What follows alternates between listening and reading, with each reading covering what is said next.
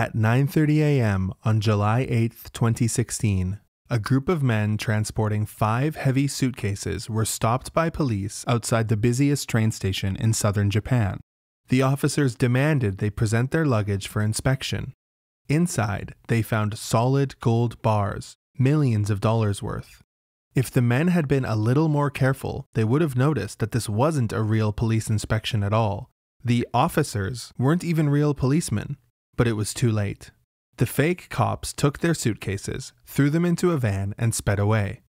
In just 5 minutes, the record for the largest heist in Japanese history was broken. But how did the thieves know exactly when and where to strike? Could it really have been that easy? The answer to these questions would reveal an enormous criminal conspiracy corrupting the top of Japanese society. The story begins with 2 brothers, Noguchi Kazuki and Noguchi Naoki, who grew up into a life of crime. By the time they were adults, they were already heavily connected to a Yakuza syndicate called the Koudoukai, dealing with them frequently but never joining. Their crime of choice was Grand Theft Auto, often reselling the cars they stole to the Yakuza or Iranian drug gangs. At age 22, Kazuki would become a household name. It all started when he was arrested with his wife and 12 others for organized luxury car theft in 1997. Because Kazuki's wife Yui was only a lookout, she was released early and was able to quickly start working on a plan to get Kazuki out of prison. Using social engineering, she managed to procure the cell phone number of the officer in charge of Kazuki's interrogations. She would call him frequently, over 20 times per month, to set up meetings with Kazuki. She built so much rapport that the officer allowed Yui and her son to break protocol and come into the interrogation room to exchange Christmas presents with Kazuki. Between January 1st and January 22nd of 1998, they exchanged 49 letters and met 10 times. Finally, after Yui felt that she had sufficiently ingratiated herself with the officer and memorized the layout of the police station, it was time to strike. At 3 p.m. on January 23rd, 1998, Yui placed a phone call to the officer, asking if him and Kazuki were in the middle of an interrogation.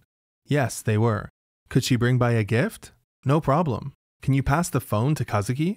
Sure. They had a brief conversation and then hung up to allow the interrogation to continue. 30 minutes later, there was a knock at the door. Yui had arrived. The officer, as usual, opened the door and let her in. But this time, Yui was prepared. Before the officer could react, she reached into her purse, grabbed a bottle of pepper spray, and sprayed the officer with it, incapacitating him. She grabbed her husband, and they escaped through the half-opened interrogation room door. They ran to their vehicle, which was parked outside waiting. 2 kilometers away, they changed vehicles into a rental car that Yui had prepared and started to make their way towards Noguchi's grandparents' home in Okayama. On the way, they ran out of money and decided to stop in Osaka to try to borrow some from an acquaintance of Kazuki's. Unfortunately, not only did this acquaintance refuse their request, he immediately called the police after they left. 5 days after the prison escape, they were arrested on the busy Shinsaibashi shopping streets. The total amount of money they had at the time of their arrest was just 50 yen.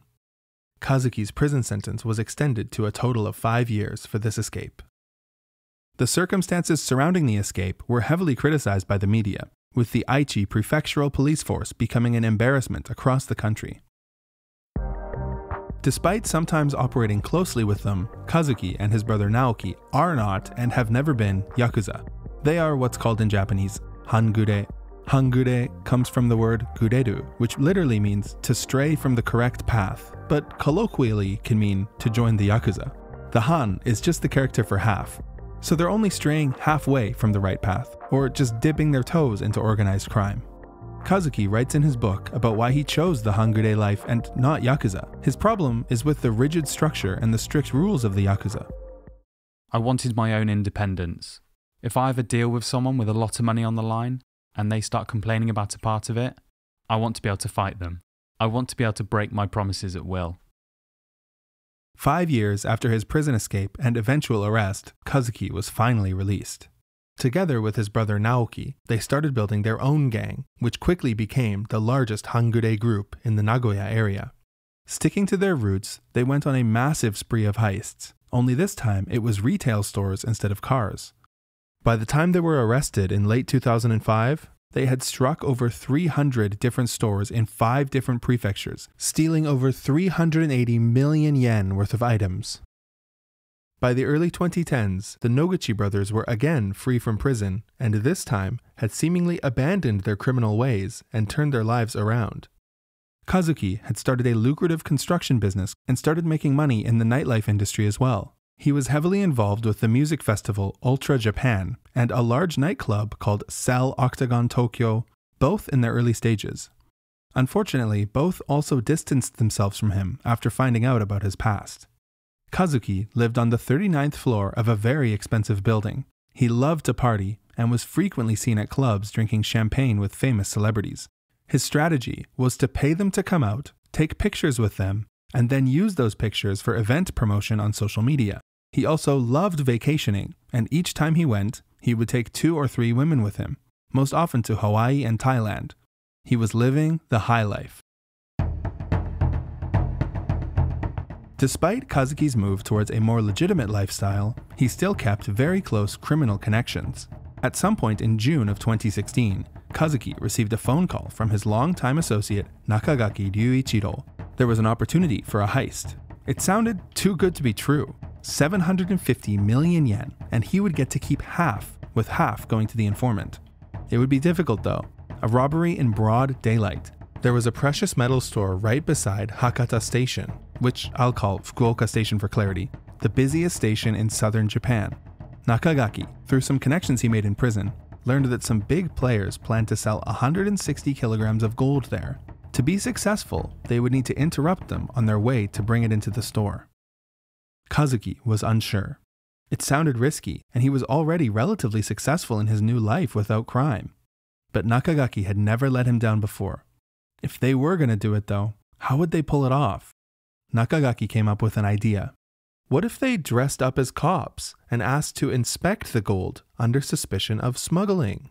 Perhaps they were inspired by the famous unsolved 300 million yen heist from 1968, where a criminal robbed a money truck by pretending to be a police officer. They decided this was a good idea. Kazuki and his gang got their hands on some police uniforms. They were relatively makeshift, missing the police cap, and instead of a Japanese police badge, they used this badge with United States of America Department of Defense written on it. One of the would-be officers even had dyed brown hair, which certainly wouldn't have flown in the Japanese police force, but they thought it was close enough.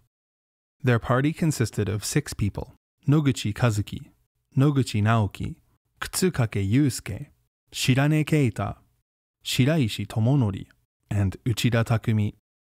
At around 9 a.m. on July 8, 2016, the Noguchi gang arrived and parked outside of the Chikushi entrance of Fukuoka Station in 2 cars, a white Toyota Noah and a white Suzuki Swift. They waited for over half an hour for their targets to arrive, but eventually they did. Just before 9:30 a.m., a Toyota Alphard pulled up and parked exactly where the informant said it would.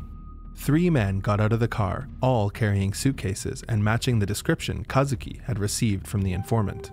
Noguchi's gang also got out of their vehicles and approached the men, who, by this point, had just entered the building and were waiting for the elevator.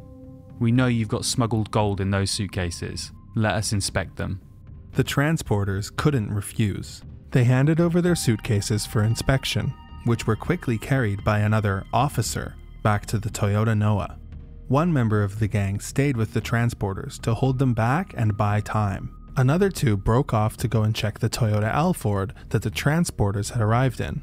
There were 2 people still inside, so they used their newfound police powers to demand that they get out. They searched the van and grabbed some gold from inside too. Before they left, they took one more thing from the transporters, a shoulder bag containing personal items. They would come to regret taking this later. The heist was started and finished within a 5-minute time frame. By 9:40 a.m., the 2 Noguchi gang vehicles were already on the highway and headed for Hiroshima. Before they went there though, they needed to make a very important stop in the city of Shimonoseki, which is basically halfway between the 2 cities. There, they pulled up to a riverbank, broke the locks on the suitcases, extracted the gold, and disposed of a ton of evidence. It included all of the suitcases, the police uniforms, and the shoulder bag, which contained its owner's passport, health card, mobile phone, and bank card, among other personal effects. It also contained 1.2 million yen, which they split amongst themselves. Kazuki couldn't celebrate just yet. In Hiroshima, they rendezvoused with Nakagaki and sent him on a bullet train to Tokyo with 60 kilograms of the gold. This was to pay off the informant. Then, they returned the rental cars used in the heist and switched into a new one, slowly following Nakagaki to Tokyo over the next few days. In Tokyo, they met with Noguchi's acquaintance, Komatsuzaki Taro. With his help, they liquidated all of the remaining 100 kilograms of gold. What happened to half-half? Well, Kazuki does what he wants. Kazuki and his team received over 430 million yen in cash. Their biggest score ever, and the biggest heist in Japanese history. One thing you might be wondering is, what about the police? Well, Kazuki wasn't afraid of the police. He had 3 informants in the Nagoya police force that were feeding him information to help avoid arrest. Kazuki and Naoki received the lion's share of the spoils, 100 million yen each, and started living like kings. Kazuki quickly built up a fleet of import luxury vehicles. 野口容疑者の暮らしぶりはどんな感じでした？生活も金持ち男。家はさ大きいタワー。車夜いっぱいある車。Benz and Lexuses and Fardos and beautiful. He spent every night partying. Hard. We know this because, among other things, he was caught in this leaked photograph, which would severely damage this man's career. More on that later. Here's a quote from a woman who worked at a nightclub Kazuki's gang frequented. They would go wild every night. I don't know where they got their money from, but they were known for spending it. When they were arrested, I wasn't surprised. In 2017, almost a year after the heist, Kazuki was continuing to live the high life. But his luck would run out after returning from a leisure trip to Hawaii. After landing in Narita Airport on May 22nd, Kazuki was shocked when he saw a squad of police officers by the baggage claim. They immediately put him in cuffs and flew him to a jail in Fukuoka. What had happened? It turns out, after the heist, when the gang disposed of the uniforms in Shimonoseki, they literally just left them on a riverbank. Their fake police uniforms contained traces of their DNA, which eventually led to their identification. And the police informants? Their communications to Kazuki were discovered, leading to a massive internal investigation, resulting in multiple firings. The day after Kazuki's arrest, Noguchi Naoki and Nakagaki Ryuichiro appeared on every TV station in Japan. They had become 2 of the most wanted criminals in the country. For a few days, they managed to avoid detection by wearing hats and masks everywhere they went. But 5 days later, on May 29th, at 53 minutes past noon, they were spotted by the police together in a car in Nagoya. The officer turned on his lights to stop them, but Nakagaki stepped on the gas. The officer radioed for help and began pursuit, but within 500 meters, disaster struck. Nakagaki flew right through a red light and straight into the path of a crossing cargo truck. Parts of the truck flew off and hit a nearby cyclist, causing contusions to their left arm. Nakagaki's vehicle landed on its side, but he and Naoki only received minor injuries. They were taken to a hospital and arrested after being discharged. By the time the dust had settled, a total of 8 people were arrested. The 6 heist gang members, Nakagaki Ryuichiro and Komatsuzaki Taro, who helped them turn the gold into cash. How could Kazuki be so careless? He had managed to build a great life outside of crime. Why would he gamble it all on such a sloppy heist? That's where the mystery starts. The reason Kazuki was so shocked when he saw the officers at Narita Airport is, well, Kazuki thought this wasn't a heist at all. He says they were set up. Here's how Kazuki says the original phone call with Nakagaki went down. Noguchi, an associate of mine has asked for a favor. Who? What kind of favor? He works for a guy named Kay, who wants us to steal some gold from him. A lot of gold. What? That sounds suspicious. What's the catch? He says it's for tax purposes. He wants it to look like he was robbed. A month later, Kazuki and Nakagaki met in person to discuss it further. If we do this, won't the police get involved? What about the Yakuza? Kay guarantees they absolutely won't get involved. What do we gain from this? Even though Kazuki really trusted Nakagaki, he didn't want to take the risk here. The next day, though, Nakagaki came back with an incredible offer. They would get to keep half the gold.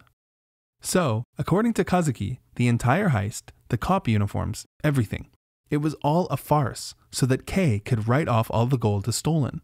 Kazuki never thought that Kei would betray him and get the cops involved.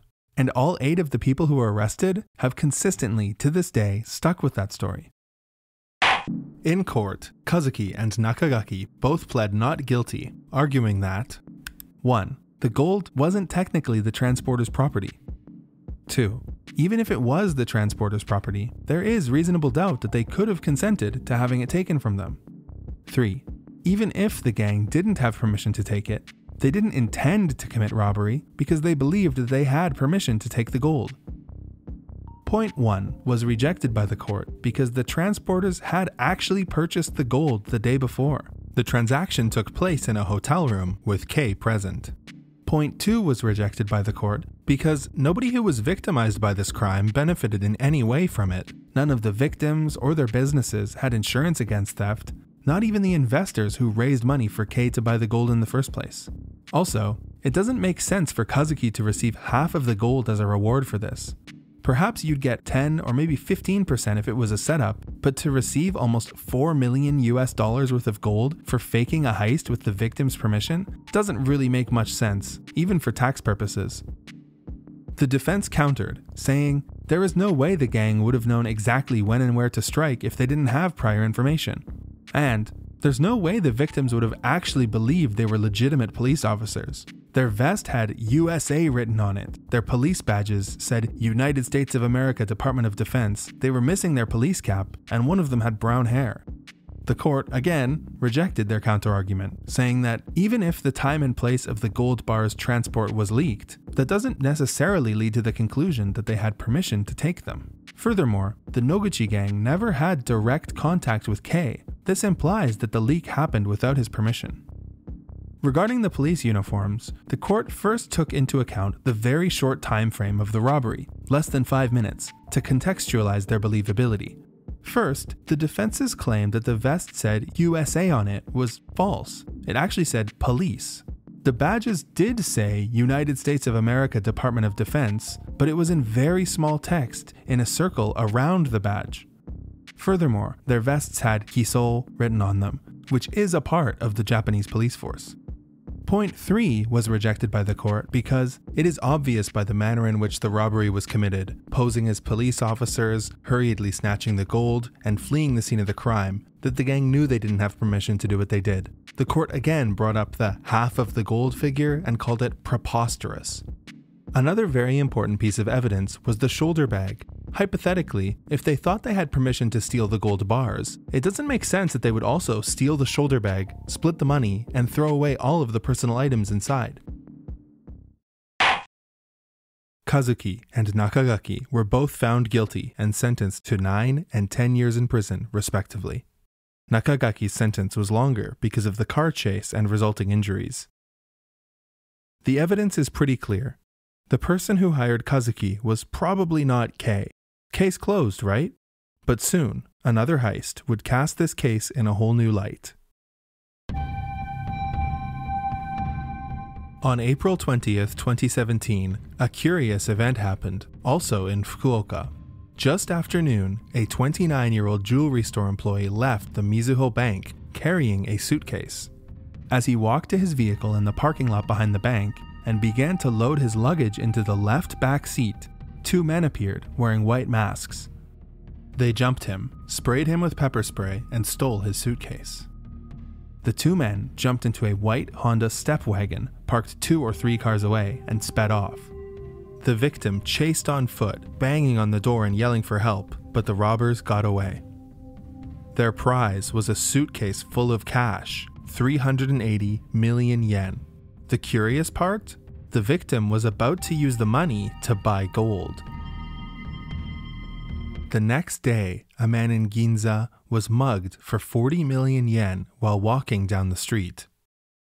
The following week, the exact same thing happened to a different man in Osaka to the tune of 70 million yen. Both men had just sold gold bars for their cash. The Ginza man was later arrested. The gold he sold, he had smuggled it into Japan. On the other hand, the muggers were affiliated with the Koudoukai, and they told the exact same story as Kazuki. They were set up to perform a fake robbery. Why are there so many gold-related thefts going on in Japan? To answer that, we need to ask a question that nobody has asked yet. Why are people walking around with that much cash on them? Well, the reason is, smuggling gold into Japan is a very lucrative crime. You've probably heard of people smuggling contraband or drugs, but how can you make a profit on gold when its price is the same across borders? Well, the answer stems from tax evasion. Japan is one of the few countries in Asia that charges tax on gold transactions. People bringing gold into Japan are required to pay tax on its value. If you can avoid this tax, you can resell the gold for profit. Gold smuggling became widespread after Japan's consumption tax was raised from 5% to 8% in 2014. Smugglers can therefore make exorbitant profit by buying gold at market rates abroad and reselling it in Japan. Criminals purchase gold bars in Hong Kong, where there are no restrictions on carrying gold out or currency in, and fly to South Korea. In the transit area at Incheon International Airport, they divide the bars up among a number of mules, who convey them undeclared through Japanese customs. The gold is then sold in Japan at a price including the 8% tax, and the criminals take the cash back to Hong Kong. Starting with 100 million yen worth of gold yields profits of 8 million yen. Then 108 million yen in gold can be turned into 116 million yen. The money soon mounts up. Many smugglers conduct several transactions each week. In March 2017, 2 employees of the city of Osaka were arrested trying to smuggle 6 kilograms of gold bars worth 27 million yen from South Korea. They said they had repeatedly engaged in smuggling in the spirit of a side job, after being asked to do so by a pachinko buddy. By official figures, Japan imports less than 10 tons of gold per year. Domestic gold production amounts for around the same. But look at how much gold Japan exports. The difference is caused by smuggling. This means if you bought gold in Japan, there's a good chance it was smuggled in. Fukuoka is a very popular destination for smuggling due to its proximity to Korea and Taiwan.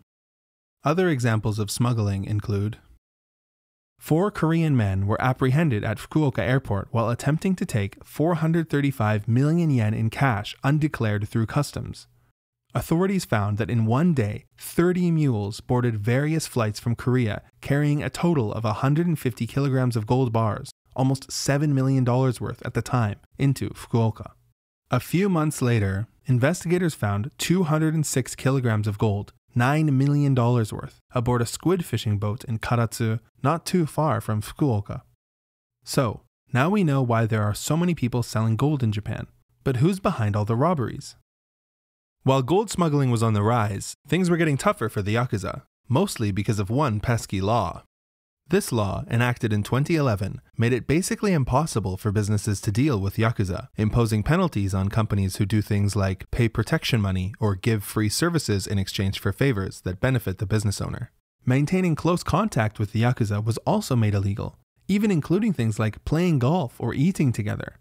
Furthermore, this law encouraged businesses to add a "I promise I'm not a Yakuza" checkbox to their contracts. This may sound silly, but it is incredibly effective. If known Yakuza members lie and check this box, it's very easy for the government to investigate them for contract fraud.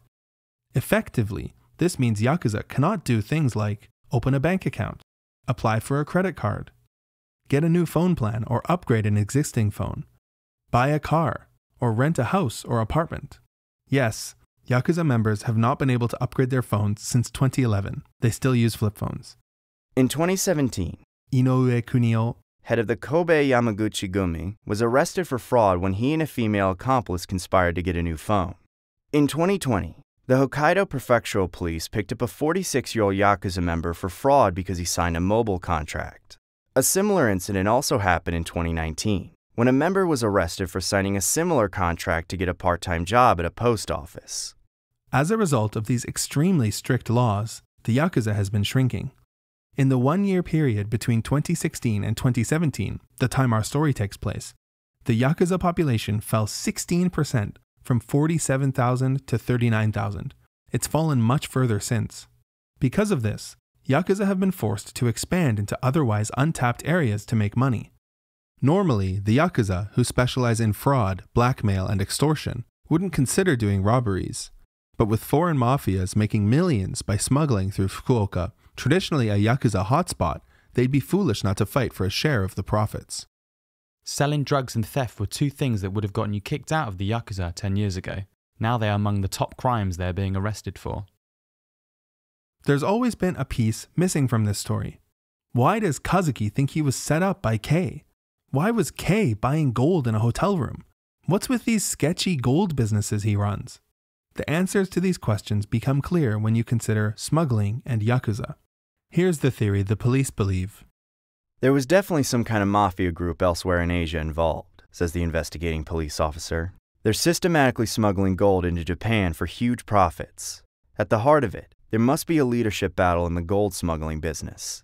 We believe it likely that someone gave out information about a rival's transaction to set a trap. Noguchi Kazuki has always been loosely connected to the Yakuza and had a reputation for heists. The Yakuza found out about Kei's lucrative gold smuggling operation. They manipulated Kazuki into doing the heist by pretending the tip came from Kei himself. The Yakuza thought this would be a low-risk plan because Kei would be reluctant to contact the police over his smuggled gold, and they were right. According to the court record, it took Kei almost 90 minutes to call the police. Even though, in the end, the police did get involved, the Yakuza still profited over $3 million worth of gold without getting their hands dirty, and Kazuki's gang took the fall. Noguchi Kazuki is currently held at the Nagasaki prison. Unless his wife helps him escape early again, he's scheduled to be released in 2027. He still maintains that he was set up by Kei. In recent years, the Japanese government has taken steps to crack down on gold smuggling. In 2018, new countermeasures went into effect, including better detection at airports and much harsher penalties for smugglers. The penalties used to be so low that you could simply accept them as a cost of doing business. Now you could be penalized up to 10 times the amount of tax you were trying to evade. Additionally, foreign nationals selling gold in Japan now face much stronger identification requirements. These new countermeasures significantly reduce the amount of smuggled gold entering Japan. That doesn't mean that the incentive to smuggle gold has gone away though. In fact, the consumption tax has been raised from 8% to 10%, so the profit motive is even higher. Smugglers are willing to do almost anything to get gold into Japan, such as this 6-member team who would take an international flight, tape gold to the back of the toilet, and have another member retrieve it on a domestic flight later so they didn't have to clear customs. Or these 3 women who got caught with gold hidden in their bras. Remember how I mentioned that Kazuki would often pay famous people to go drinking with his gang and take pictures with them? After Kazuki's conviction, celebrities who were connected to the gang faced considerable scrutiny. This is Tegoshi Yuya, a very famous Japanese idol. He fell into hot water after this picture surfaced. It was found on the Facebook page of Komatsuzaki Taro, the man who helped Kazuki turn the gold into cash. Remember this photo? This man is named Miyasako Hiroyuki, and he was a very famous Japanese comedian. His career was ended in 2019 after a massive scandal involving a different organized crime group, but this picture was also very strong evidence for his criminal connections at the time. It's believed that he received money from Kazuki to go drinking with them, knowing full well that they were gangsters. Another person Kazuki was heavily connected to is a celebrity named Genking. Genking often appears on Japanese TV, especially on fashion and gossip programs. But there's something interesting about Genking. Her career started not through some talent or modeling agency, but on Instagram in 2013. She would post images of herself living a lavish lifestyle, self-admittedly inspired by Paris Hilton. But people always questioned, where did she get the money from? She was just an office worker. Well, it appears the money might have come from Kazuki. In addition to both growing up in Nagoya, sources say they were very close. Furthermore, Genking attended the wedding of Shirane Keita as Kazuki's +1. This picture's existence has proven very difficult for Genking. After Kazuki's arrest, Genking would go on TV and reveal that she was over 10 million yen in debt, a large amount spent on gender-affirming surgery in Thailand. Kazuki's case is only the tip of the iceberg when it comes to connections between Japanese celebrities and organized crime. I originally came across this story while researching a different scandal, and I couldn't believe that the massive heist was virtually unknown outside of Japan. I thought it would be a straightforward video, but I didn't anticipate the deeper connections behind the case. Let me know in the comments if you enjoyed this video. There are so many other untold Japanese crime stories that I want to cover. Thanks for watching. Thank you to my patrons, including Jason the Artist and Ethan Campbell. Subscribing to my Patreon helps me continue to make content like this in the future. Thank you.